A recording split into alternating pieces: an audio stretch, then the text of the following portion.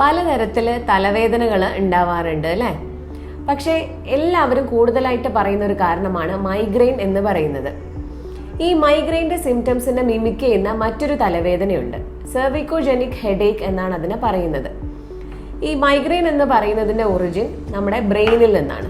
അതേപോലെ ഈ സെർവിക്കോജെനിക് ഹെഡേക്കിൻ്റെ കാരണം എന്ന് പറയുന്നത് നമ്മുടെ കഴുത്തിലുള്ള എല്ലുകൾക്കോ അല്ലെങ്കിൽ മസിൽസിനോ നെർവ്സിനോ ഒക്കെ വരുന്ന എന്തെങ്കിലും പ്രശ്നങ്ങളാവാം. പ്രധാനമായിട്ടും ഈ ഒരു കണ്ടീഷൻ വരുന്നത് കഴുത്തിലെ എല്ല് തേയ്മാനം അല്ലെങ്കിൽ സെർവൈക്കൽ സ്പോണ്ടൈലോസിസ് എന്ന് പറയുന്ന കണ്ടീഷനിലാണ്. അതേപോലെ സെർവൈക്കൽ ഏരിയയിലുള്ള, അതായത് കഴുത്തിലുള്ള ഡിസ്ക് ബൾജ് വരുന്നതിലൂടെയും അതുകൊണ്ട് നെർവിന് കംപ്രഷൻ വരുമ്പോഴും ഇതുപോലെയുള്ള തലവേദന ഉണ്ടാവാറുണ്ട്. ഇനി ഈ അസുഖങ്ങളൊന്നുമില്ലാതെ തന്നെ ചിലപ്പോൾ ചില ആളുകൾ ഒരു സർട്ടൻ പോസ്റ്റർ മെയിൻറ്റെയിൻ ചെയ്തുകൊണ്ട് ജോലി ചെയ്യുന്ന ആളുകളുണ്ടാവും, എസ്പെഷ്യലി ഡ്രൈവേഴ്സ് അല്ലെങ്കിൽ IT പ്രൊഫഷണൽസ് ഒക്കെ. അങ്ങനെ ആ ഒരു പോസ്റ്റർ മെയിൻറ്റെയിൻ ചെയ്യുന്നതും തലവേദന ഉണ്ടാക്കാറുണ്ട്. ഈ ഒരു പെയിൻ എന്ന് പറയുന്നത് കഴുത്തിൽ നിന്ന് തുടങ്ങിയിട്ട് തലയുടെ പുറകുവശത്തേക്കോ അല്ലെങ്കിൽ ഫേസിന്റെ ഏതെങ്കിലും ഒരു സൈഡിലേക്കോ വരുന്ന രീതിയിലാവാം, അല്ലെങ്കിൽ കണ്ണിന് ചുറ്റും വരുന്ന രീതിയിലാവാം.